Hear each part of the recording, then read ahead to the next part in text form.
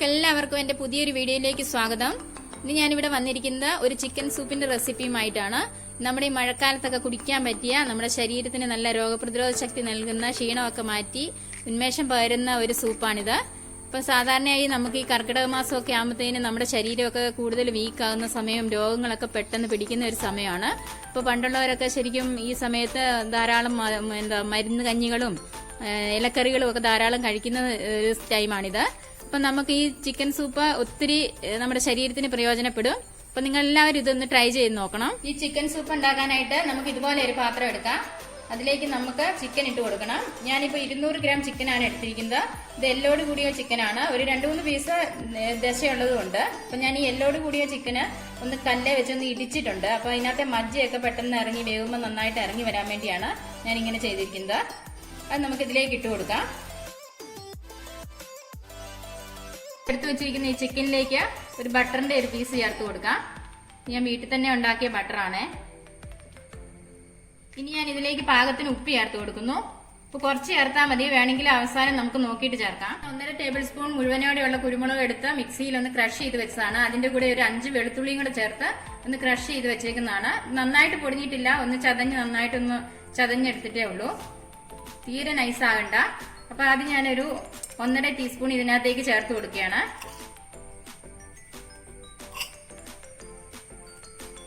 ഈ കുരുമുളക് മുഴുവനായിട്ടില്ലാത്തവര് പൊടിയാണെങ്കിലും ചേർത്താൽ മതി. ഈ സൂപ്പിന് ശരിക്കും കുരുമുളകിന്റെ ഒരു ഫ്ലേവർ ആണ് മുമ്പിൽ നിൽക്കേണ്ടത് കേട്ടോ. അതുകൊണ്ട് നമുക്ക് എരിവ് കുറവാണെങ്കിൽ നമുക്ക് ലാസ്റ്റ് ചേർത്ത് കൊടുക്കാം. ഞാനിപ്പോ ഒരു 1.5 ടീസ്പൂൺ ചേർത്തിട്ടേ ഉള്ളൂ. ഇതിലേക്ക് ഞാൻ ഒരു നുള്ള മഞ്ഞൾപ്പൊടിയും കൂടെ ചേർത്ത് കൊടുക്കുന്നുണ്ട്. പിന്നെ നമുക്ക് ഇതിലേക്ക് 1 ലിറ്റർ വെള്ളം ചേർത്ത് കൊടുക്കാം.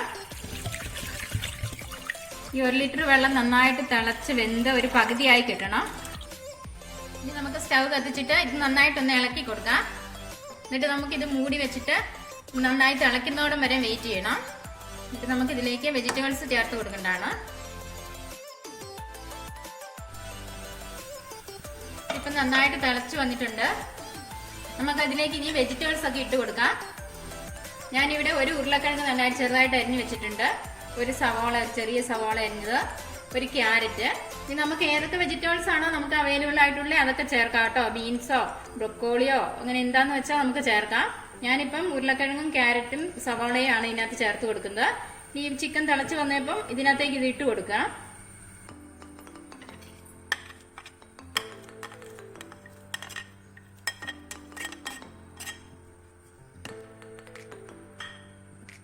ഇത് അടച്ചു വെച്ച് ഒരു ലോ ടു മീഡിയം ഫ്ലെയിമില് നന്നായിട്ട് ഇത് വേവിച്ചെടുക്കണം.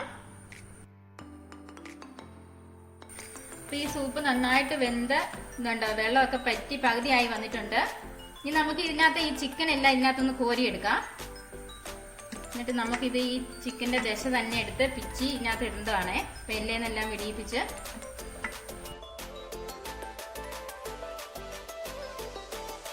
ഞാനിപ്പോ നന്നായിട്ട് പിച്ചി എടുത്ത് വെച്ചിട്ടുണ്ട്. നമുക്കിത് ഈ സ്റ്റോക്കിലേക്ക് ഒഴിക്കുന്നതിന് മുമ്പായിട്ട് നമുക്ക് ഈ സ്റ്റോക്കിന് എന്തെങ്കിലും ഉപ്പിന്റെ കുറവോ കുരുമുളക് പൊടിയുടെ കുറവോ വല്ലതും ഉണ്ടെന്ന് നോക്കാം. ഒരല്പം ഉപ്പിന്റെയും കുരുമുളകിന്റെയും കുറവുണ്ട്. അപ്പൊ അത് നമുക്ക് ചേർത്ത് കൊടുക്കാം. ഒരു 1/2 ടീസ്പൂണ് കുരുമുളകും കൂടെ ചേർത്ത് കൊടുക്കുന്നുണ്ട്. ഇനി നന്നായിട്ട് മിക്സ് ചെയ്ത് കൊടുക്കുക. ഇതിലേക്ക് നമ്മൾ എടുത്ത് പിച്ച് വെച്ചിരിക്കുന്ന ഈ ചിക്കനും കൂടെ ചേർത്ത് കൊടുക്കാം.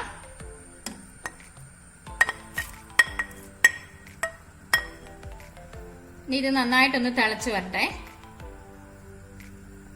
ഈ ചിക്കന്റെ സൂപ്പ് തന്നെ അരിച്ചിട്ട് വേണമെങ്കിലും നമുക്ക് വെജിറ്റബിൾസ് കൂടാതെ തന്നെ അരിച്ച് ഈ സ്റ്റോക്കിൽ തന്നെ ചിക്കൻ പിച്ചിയിട്ടതും ചേർത്ത് വേണേൽ നമുക്ക് അതുപോലെയാണെങ്കിലും കഴിക്കാം. പിന്നെ നമ്മൾ ഈ വെജിറ്റബിൾസ് വെറുതെ വേസ്റ്റ് ആകണ്ടല്ലോ. അപ്പൊ അതിന്റെയും കൂടെ സത്ത് നന്നായിട്ട് ഇറങ്ങി അപ്പൊ അതും കൂടെ കൂട്ടി കഴിക്കുന്നതാണ് ശരിക്കും നല്ലത്. എങ്ങനെ വേണമെങ്കിലും നിങ്ങൾക്ക് ചെയ്യാം. ഇപ്പൊ നന്നായിട്ട് തിളച്ച് വന്നിട്ടുണ്ട്. ഞാനിപ്പോ ഇതിലേക്ക് 1 ടീസ്പൂണ് കോൺഫ്ലോർ എടുത്തിട്ട് ഒരു 1/2 കപ്പ് വെള്ളവും കൂടെ ഒഴിച്ച് നന്നായിട്ടൊന്ന് മിക്സ് ചെയ്ത് ഈ സ്റ്റോക്കിലേക്ക് ചേർത്ത് കൊടുക്കുന്നുണ്ട്. കൊഴുപ്പ് കിട്ടാൻ വേണ്ടിയാണ് ഞാൻ ഇത് ചേർക്കുന്നത്. അപ്പൊ കൊഴുപ്പ് കിട്ടി ഈ കോൺഫ്ലോർ ചേർക്കുന്നില്ലെങ്കിലും കുഴപ്പമില്ല. നമുക്ക് ഈ കുമ്പളങ്ങായോ നമ്മുടെ പപ്പായയോ ഒക്കെ ഇതിനകത്ത് വെജിറ്റബിൾസിന്റെ കൂടെ ചേർത്താൽ അതിന്റെ നല്ല കൊഴുപ്പ് കിട്ടും.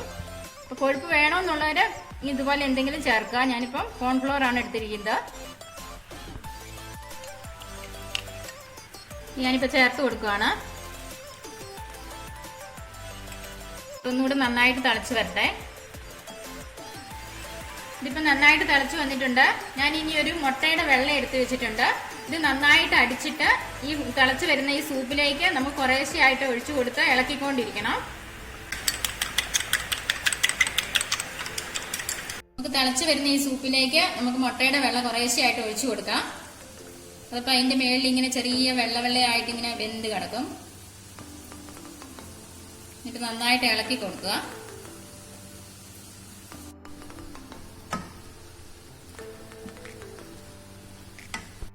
ഇനി നമുക്ക് ഇതിലേക്ക് അല്പം മല്ലിയില ചേർത്ത് കൊടുക്കാം.